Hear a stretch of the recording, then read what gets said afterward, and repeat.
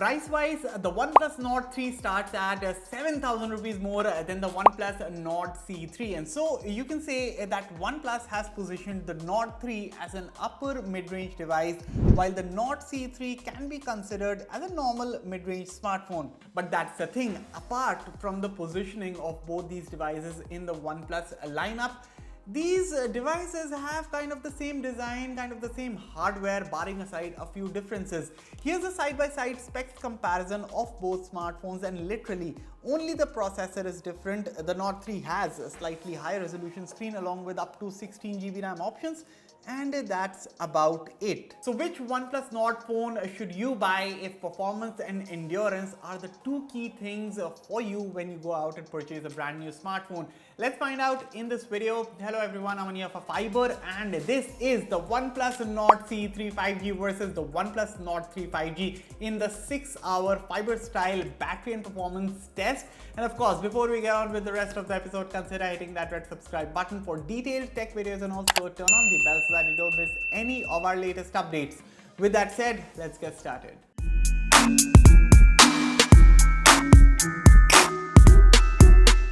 As always, we start with booting up both devices, and not very surprisingly, they boot up neck to neck. So for this test, both smartphones are 100% charged, brightness is set at 50%, audio is set at 50%, 120 Hz is enabled, and both phones are connected to the same Wi-Fi network. And for those watching our battery and performance test for the first time, let me tell you, we do this test by starting with 2 hours of YouTube video playback, where I also talk about the display quality of both the competing devices. Then we follow that up with an hour of 1080p video recording, followed by an hour of benchmarks, followed by an hour of gaming, so that you can also get a real world idea, like when you put load on the competing devices, what kind of performance you would get in the real world.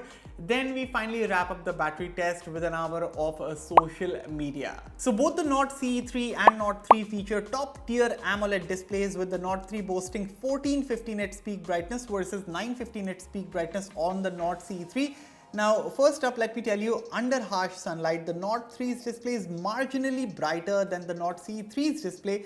But apart from that, using it indoors like right now, when both phones are set at 50% manual brightness, there's no major differences in both panels that I can tell. In fact, with both set at the same vivid color profile, I found the Nord CE3's display to be slightly more vibrant. But most importantly, I believe it is even better for your eyes, as the Nord CE3's display features 2160 Hertz Pwm dimming. As for the Nord 3, I'm not sure whether it has Pwm dimming or not. So safety wise for your eyes, and overall also, when I look at the colors, display quality and all that jazz, I am going to give the edge to the Nord CE3 here. And for those interested to know more about Pwm dimming, like why is it necessary, why should smartphones have Pwm dimming, well, I will be linking an article in the description below. You can read all about it. But for now, at the 2 hours mark, the Nord CE3 is already leading at a 94% battery, while there's a huge gap now in between. The Nord 3 currently has 85% battery left. Let's go ahead now. So we now start with the 1080p video recording on both smartphones, and as the devices are at it, here's a look at the camera specifications. So both the Nords here have the exact same camera hardware, that is a 50 megapixel IMX890 primary camera paired with an 8 megapixel ultra wide camera and a 2 megapixel macro camera.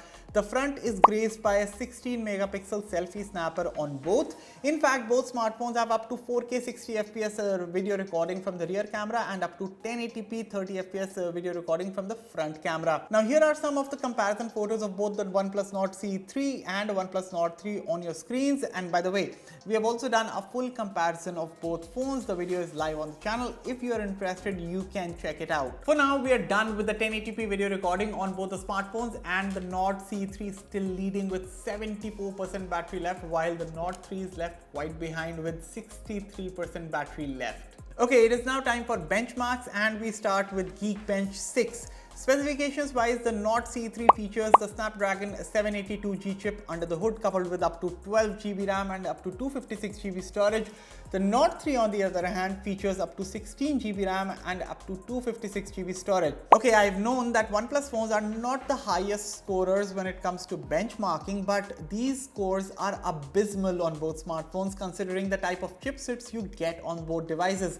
I was really expecting more here, but this is what it is. Similarly, in Antutu also, according to the kind of chips we get here, the scores could have been better. However, what's surprising here is the GPU score of the Nord CE3, which suggests the phone should technically perform better while playing heavy games. In 3D Mark also, while the Nord CE3 has a fabulous stability of 99.5%, the average loop score is quite average at just 600.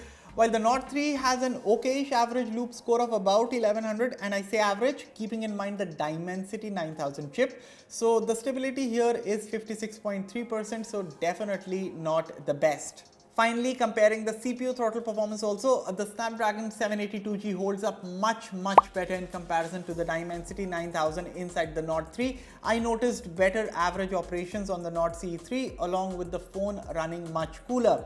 Now here's a breakdown of the benchmarks on your screens right now. You can pause and take a look, and overall, if I can say in one line about the benchmark performance here, I think both chips are well capable of posting better scores. But anyway, now before we get on to the gaming round, let me give you a quick look at the battery stats. So the OnePlus Nord CE3 is currently left with 61% battery, while the Nord 3 now has 45% battery left in the tank. Now gaming wise, for this test I played Asphalt 9 on both smartphones at high graphics and 60 FPS, and honestly I could not really feel any major differences. I mean, both phones can play any high-end game out there at high graphics and FPS, including the likes of BGMI or Call of Duty Mobile.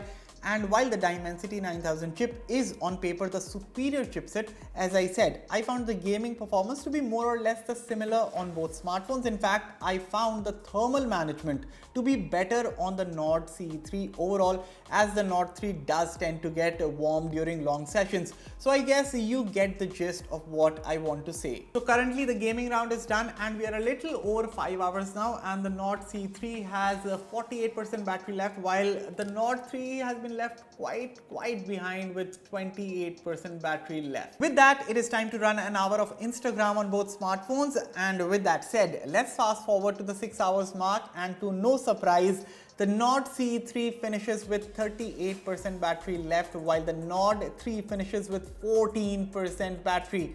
Here's an hour by hour breakdown of the battery drain of both smartphones on your screen right now.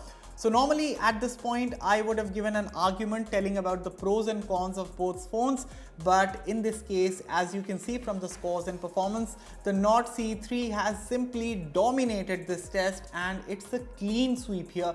If you ask me, between these smartphones, if you go for the Nord CE3, you really aren't missing that much from the Nord 3. In fact, for the similar kind of performance, better endurance, and of course better thermal management, the Nord CE3 is surely a better pick over the Nord 3 in my opinion.